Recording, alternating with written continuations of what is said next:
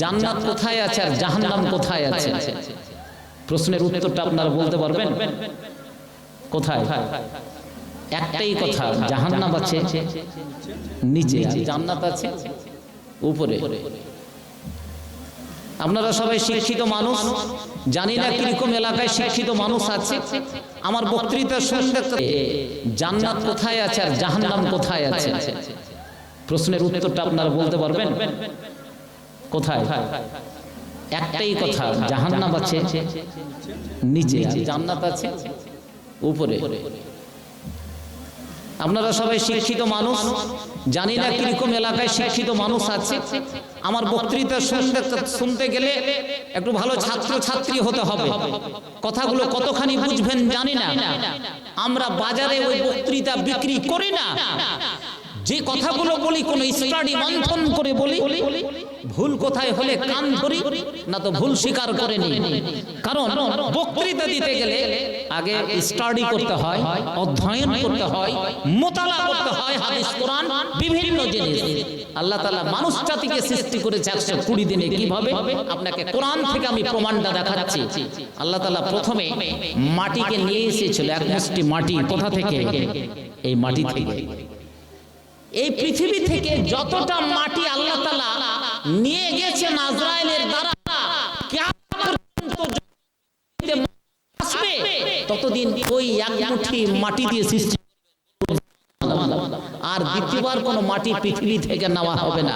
তার সঙ্গে জল নিয়েছে, প্রথমে যে জল নিয়েছে সেই জল কিয়ামত পর্যন্ত যত জীবজন্তু মানুষ আসবে সমস্ত সেখান থেকে সৃষ্টি করা হবে। আলহামদুলিল্লাহ। তারপরে কি? আগুন নেওয়া হয়েছে, বাতাসকে নেওয়া হয়েছে। একবারই যা নিয়েছে পৃথিবী সৃষ্টির সংলগ্নে বা প্রথমে কিয়ামত পর্যন্ত ওই সমস্ত আগুন, বাতাস, মাটি, জল যেটুকু নিয়েছে। এখন পৃথিবীতে লোক সংখ্যা হচ্ছে 7টা মহাদেশে। কতটি লোক? প্রায় 850 কোটি। তাহলে সৃষ্টি হয়েছে ওই এক মুঠে মাটি দিয়ে। এটা মেনে নিতে হবে। বিশ্বাস, তাফসীর, কতগুলো তাফসীর আমরা আলেমেরা বুঝি না। বোকার মতো কি বক্তৃতা এখানে করে দিয়ে যায়, আমি নিজেও বুঝি না। 12টা 1টার সময় যদি 11টার সময় যদি কোনো বক্তাকে স্টেজে যদি এখানে আনা হয়, বক্তাও নিজে বুঝবে না আর শ্রোতাও বুঝবে না। কালা কালা হাদ্দাসানা, কালা কালা হাদ্দাসানা রাসূলুল্লাহ সাল্লাল্লাহু আলাইহি ওয়াসাল্লাম কাল। শিক্ষকও পড়বে, ছাত্র পড়বে। কি বলতে চাইছে হাদিসটাতে? শিক্ষকও বুঝে না, সেটাও বুঝে না। বছরের শেষে এরকমই দারুল উলুম দেওবন্দে হয়। 10খানা হাদিস, 10 দুগুণে 20 খণ্ড হাদিস বছরে কি পড়িয়ে দেওয়া হয়। শিক্ষকও বুঝে না, ছাত্র ছাত্রীও কি বুঝে না। প্রিয় ভাইরা, তাহলে টাইমে যদি পরিবেশন করা হয় তাহলে আমরা সেটা বুঝতে পারবো। পারবো কি পারবো না? যদি ওয়া টাইমে যদি ব্যবসা করেন, ব্যবসায় ফল হবে। টাইমে ব্যবসা করতে হবে। ঝড়ে আম কুড়াতে, যে ঝড় থেমে যাওয়ার পরে আম কুড়াতে যায়, ও আম পাবে জি ভাই? পাবে? যে ঝড়টা থেমে যায় তারপরে আমটা কুড়াতে যাব, ও ঝড় থামার পরে পরে কিন্তু আর যদি যাই একটা আম পাবে না।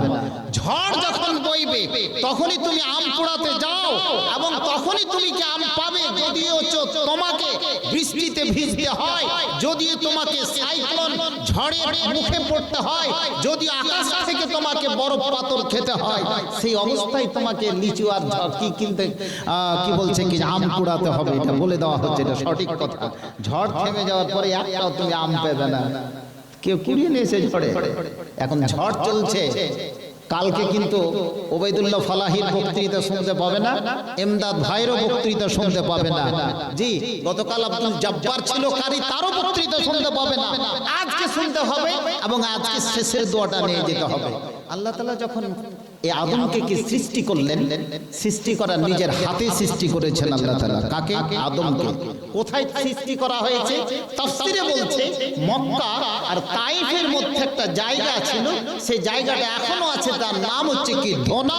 আল্লাহ তাআলা সেই ধোনাতে বসে নিজের হাতে সৃষ্টি করেছে হযরত আদম আলাইহিস সালাতু সালামকে। আবার পড়ুন আলহামদুলিল্লাহ, পড়ুন আলহামদুলিল্লাহ। কি করে সৃষ্টি করলেন? মাটি নিয়ে এসে ওই মাটিকে 40 বছর তিনি রেখে দিলেন। যে মাটি 40 বছর পচিয়ে রেখে দেওয়া হলো। একটা মাটিকে যদি 1 মাস ধরে 20 দিন ধরে পচিয়ে রেখে দেওয়া, মা বোনেরা যেমন কোনো বাড়ি ঘর ল্যাপে ওই মাটিটা কিছুদিন কাদায় থাকলে দুর্গন্ধ ছুটে না, একে কোরআনের ভাষায় বলা হয়েছে হেমাইন মাসনুন, দুর্গন্ধযুক্ত মাটি 40 বছর ধরে কি রেখে দেওয়া হলো। ওই মাটিটাকে আবার বৃষ্টির জলে ধুয়ে একবারে পরিষ্কার করে দেওয়া হলো। সেই মাটিটাকে পরিষ্কার করে দিয়ে শুকিয়ে নেওয়া হলো। ওই মাটিটাকে বলা হয় সালসালিন কাল ফাখার। সূরা কাহফে বর্ণনা করা হয়েছে, সূরা কাহফে বর্ণনা করা হয়েছে। জি 15 পারা 16 পারার কি মধ্যখানে আপনারা কি দেখে নিতে পারেন। তাহলে একটা মাটিকে 40 বছর ধরে দুর্গন্ধযুক্ত মাটিতে রেখে দেওয়া হলো, আবার ওই মাটিটাকে বৃষ্টির পানিকে ধুয়ে 40 বছর ধরে তাকে শুকানো হলো। একে বলে সালসালিন কাল ফাখার, মানে ঠন ঠন করবে কি মাটি। আবার ওই মাটিটাকে গাঢ় কাদায় পরিণত করা হলো। প্লাস্টিক দেখেছেন? প্লাস্টিক কুমোরেরা যখন কোনো হাঁড়ি তৈরি করে, ওই হাঁড়ি তৈরি করার জন্য যেমন কাদাটা তৈরি করে, তখন যা খুশি হাঁড়ি কলসি সব তৈরি করতে পারে কি পারে না? ঠিক সেরকম ওকে বলা হয়েছে কোরআনের ভাষায়, তাকে তিনে লাজেব বলা হয়েছে। चिपकती हुई मिट्टी, चिपकती हुई मिट्टी, खिसकती हुई मिट्टी, जिस मिट्टी से इंसान को की बनाया जाता। তাহলে 340 কত হলো? কত হলো 340? 120 বছর ধরে হাজরাতে দোপাইয়া ইনসান আমাদেরকে বানিয়েছেন, বলুন আলহামদুলিল্লাহ। আর আকাশ আর পৃথিবীটাকে কতদিনে বানিয়েছে? এটা কোনো তাফসীরের কোনো জায়গাতে ভুল নাই, সেটা আমি স্টাডি করে বলছি আপনাকে। 120 দিনে এই মানুষকে কি বানিয়েছে, তাহলে তোমার দাম কত? আর হাওয়া আমাদের আদিম মায়ের নাম কি? খুব বুনিয়াদি ওয়াজ করছি যেহেতু মানুষের পরিচয়। আমাদের মায়ের নাম কি? আদি মায়ের নাম? নিজের মায়ের নামটা কিন্তু বলবে না, যেটা এটা হাদিসে ভুল আছে, বলতে নিষেধ আছে, খবরদার না।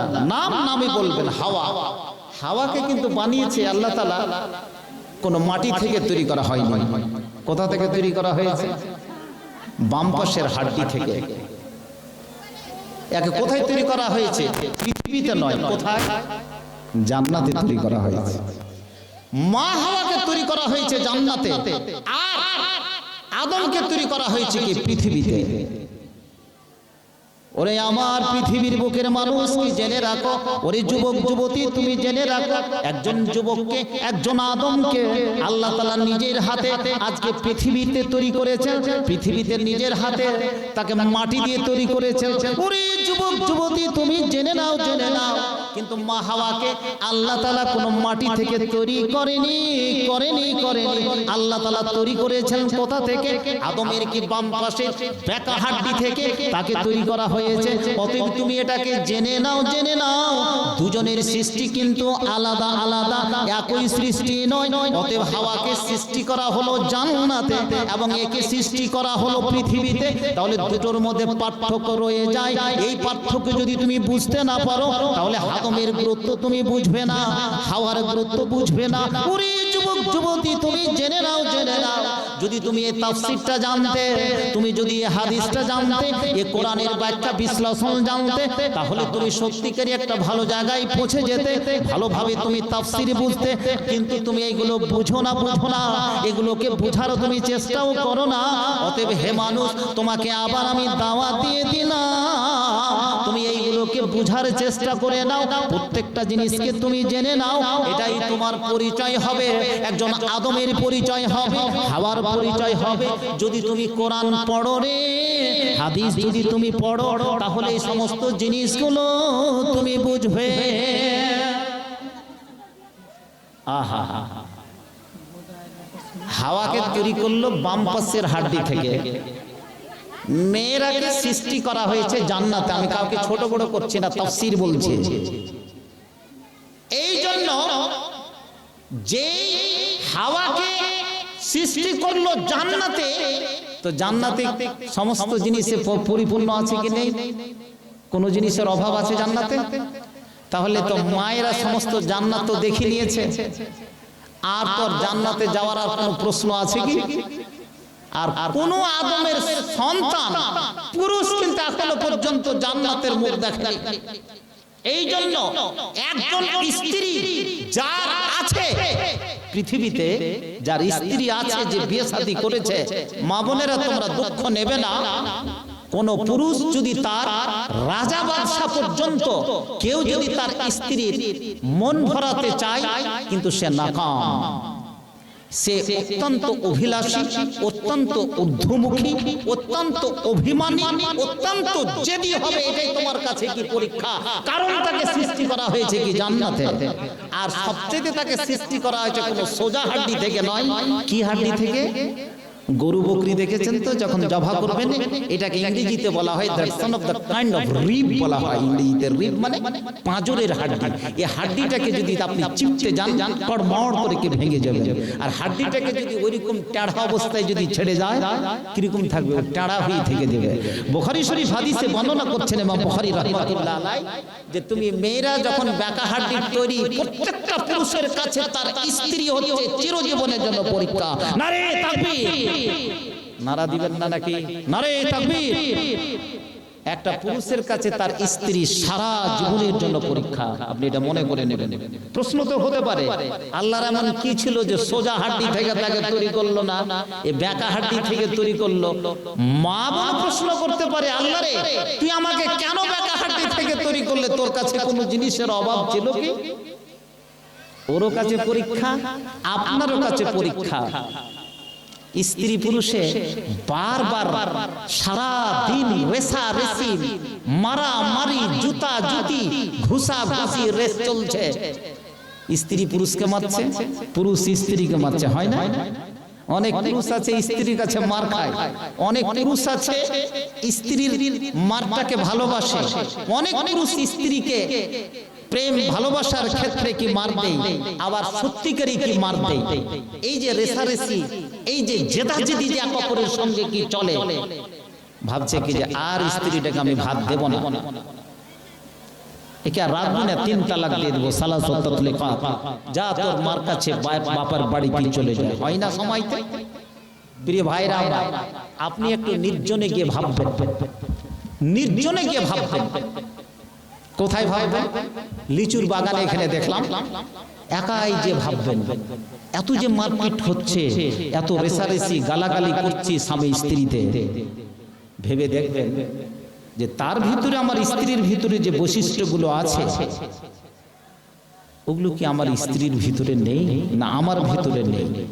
ভাববেন, ভাবতে ভাবতে দেখবেন এমন একটা জায়গাতে আপনি সলিউশনে আসবেন, সমাধানে, মেয়েটাকে তালাক দেওয়া যাবে না, কোনো রকম ভাবে ঘর সংসার করি। কারণ ওরও কিছু দোষ থাকলে আমারও কিছু দোষ আছে।